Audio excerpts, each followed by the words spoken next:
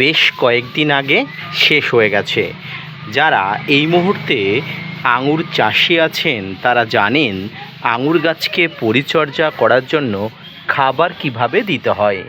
কিন্তু যারা টবে সীমিত জায়গাতে আঙুর চাষ করেন বা বাড়িতে হয়তো শখের বশে একটি আঙুরের গাছ আপনি নিয়ে এসেছেন, তারা এই সময় কি পরিচর্যা করবেন সেটা অনেকের জানা থাকে না। Hello friends, welcome to my channel. দেশ এবং দেশের বাইরে থেকে যারা আজকে আমার ভিডিওটি কন্টিনিউ করেছেন প্রত্যেককে gardener tips with Kamal YouTube চ্যানেলে স্বাগতম। আপনারা আমার ছাদ বাগানে যে প্রচুর আঙুর দেখতে পান, সেই আঙুর গাছের গোড়াটি ঠিক এমন। আমি আজকে চলে এসেছি আঙুর গাছের গোড়াতে এবং আঙুরের প্রথম সিজন শেষ, দ্বিতীয় সিজন আবার শুরু হবে। তার আগে গাছের কিছু রেস্ট বা কিছু শক্তি দরকার।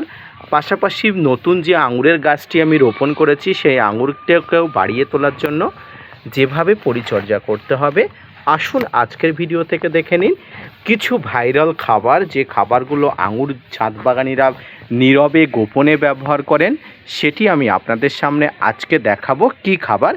আসুন তাই নিয়ে থাকছে আজকের বিস্তারিত আলোচনা।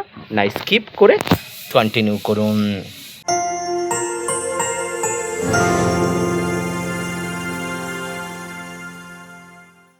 বন্ধুরা, এই মুহূর্তে আমি ছাদ বাগানে আঙুরের খাবারের পসরা নিয়ে চলে এসেছি এবং আমার যে খাবারটি আছে এই খাবারে অনেক ধরনের উপাদান থাকে।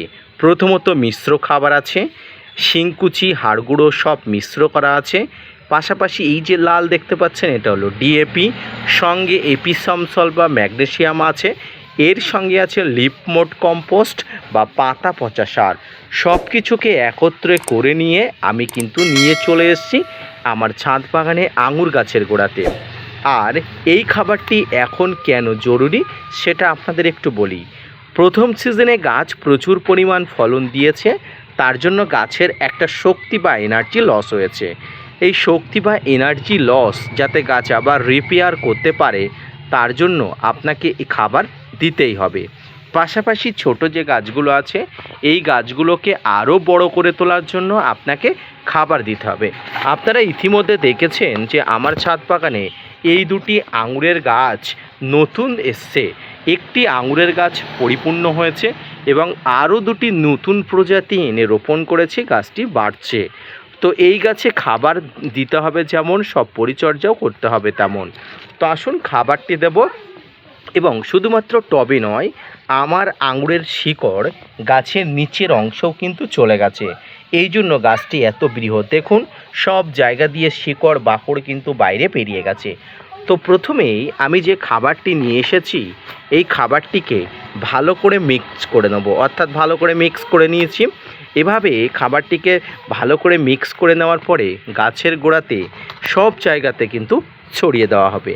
এবং যদি ছড়িয়ে দেওয়ার আগে আপনি এই ধরনের ছোট্ট হাতল দিয়ে একটু নাড়াচাড়া করে নিতে পারেন, যদিও এখানে নাড়াচাড়া কোনো জায়গা নেই, প্রত্যেকটা মাতৃ শিকড় বা প্রত্যেকটা কিন্তু ফিডিং রুট থাকে, তাই আপনি চাইলেও কিন্তু এখানে করতে পারবেন না, তবে মাটিতে আপনি নিমেষেই করতে পারবেন। তো খাবার আপনি অবশ্যই চারিদিকে এভাবে কিন্তু ছড়িয়ে দেবেন। তো প্রত্যেকটি ছোট বড় গাছে কিন্তু খাবার আপনাকে দিতে হবে, কারণ এই খাবার খেয়ে কিন্তু গাছ বড় হবে এবং এই খাবার খেয়ে আগামী দিনে গাছ কিন্তু আপনার মনের মতো ফলাফল দেবে। তো খাবার দেখুন আমি দিয়ে দিচ্ছি, শুধু এখানে নয় এখানেও কিন্তু খাবার দিতে হবে গাছের গোড়াতে, যে জায়গাগুলোতে গাছ কিন্তু সব ধরনের উপাদান পায় এবং গাছ বড় হবার সব রিমিডিয়াল পায়। তো এবারে এই যে খাবারটি দেওয়া হলো, এই খাবারটিকে এইভাবে হাত দিয়ে কিন্তু আপনি একটু নাড়াচাড়া করে দেবেন পারলে। জানি এটা একটু কষ্টের বা কঠিনের কাজ হবে, তবুও আঙুর গাছ যদি আপনি ভালো করতে চান, আঙুর গাছের বৃদ্ধি যদি মনের মতো করতে চান, তাহলে একটু কষ্ট আপনাকে করতে হবে। এবারে এই যে খাবারটি দেওয়া হলো, এই খাবারটি যাতে খুব সহজেই মাটির সঙ্গে মিশে যায়, যদি আঙুর গাছের গোড়াটি পাথুরে দেখতে পাচ্ছেন, এই পাথুরে মাটির সঙ্গে যাতে ভালো করে মিশে যায়, তার জন্য গাছের গোড়াতে কিছু ছিটে ফোঁটা জল দিতে হবে, যে জলটি অবশ্যই অতিরিক্ত হবে না এবং বাইরে বেরিয়ে যাবে না। তো চলুন এবার আমি একটু জল দিয়ে দেখি। দেখুন আমি মোটামুটি জল দিয়ে দিয়েছি, যে জলটি আঙুর গাছের গোড়া থেকে মোটামুটি বাইরে বার হবে না, টবের মধ্যে সীমাবদ্ধ থাকবে। এর কারণ হলো যাতে এই যে আঙুরের গোড়াতে যে খাবার দিয়েছি বাইরে না বেরিয়ে যায়। এবারে এই যে গাছের গোড়াতে আমি খাবার দিলাম, আগামী 3 মাস আমাকে আর খাবার নিয়ে ভাবতে হবে না। কারণ আপনারা যারা জানেন আমার আঙুর কিন্তু দুবার ফলন হয়, অর্থাৎ 2 ফসলি। এই যে আঙুরগুলো হয়ে গেল, আবার কয়েকদিনের মধ্যে আমার কাছে ফুল আসবে, এ বিষয়ে কিন্তু আমি নিশ্চিত এবং আপনাদেরও দেখাবো।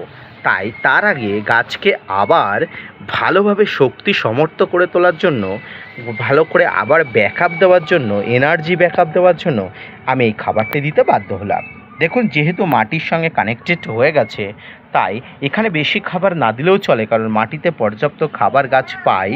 তবুও আমি বাইরে থেকে গাছকে আরও এনার্জি দেওয়ার জন্য খাবার দিতে হবে। যারা টবে করেছেন, যদি আপনার 2 ফসলি গাছ হয়ে থাকে অবশ্যই করবেন। আর যদি বছরে একবারই ফল হয়ে থাকে তাহলে এই মুহূর্তে আপনি খাবার না দিতেও পারেন, পরবর্তীতে খাবার দিতে পারেন বর্ষার পরবর্তী সময়ে। কিন্তু যেহেতু আমার গাছে আবার ফুল আসবে, তাই গাছে কিন্তু আবার আমাকে খাবার দিতে হলো। তো এই মুহূর্তে যাদের আঙুর গাছে ফলন হবার সম্ভাবনা আছে আবারও, তারা কিন্তু খাবার দিন এবং এইভাবে পরিচর্যা করুন। এর পাশাপাশি আপনারা আঙুর গাছের পাতাতে অর্থাৎ গাছের উপরে আপনি কিছু ফাঙ্গিসাইড, কিছু কীটনাশক একবার করে স্প্রে করবেন। পারলে একবার একটা পিজিআর সপ্তাহে একবার করে স্প্রে করে দেবেন। ধন্যবাদ।